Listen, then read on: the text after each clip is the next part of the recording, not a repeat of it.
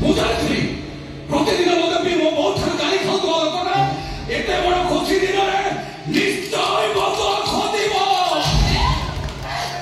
ଏଇଥିପାଇଁ ମୁଁ ତାଙ୍କ ପାଇଁ ମିଠା ଆଣି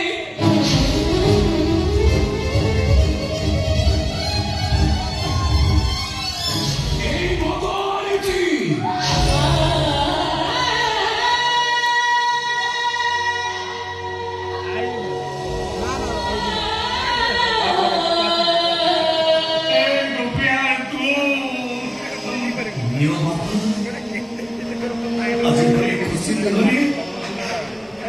ମୋ ତରଫରୁ ତମ ପାଇଁ ଏଇଟା ଖୁସିର ଉପହାର।